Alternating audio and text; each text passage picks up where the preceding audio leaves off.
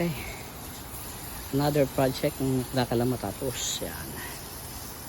Laki na subo. Siguro hanggang Sabado pa. Okay. Yan, karugtong. Gagawin ng magandang pinaka kandungan ng kotse. Parang garahe. Okay? Update tomorrow.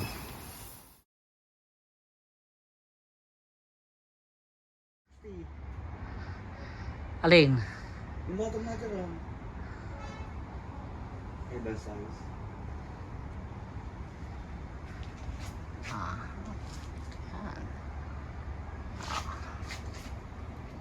Mission accomplished. Very nice.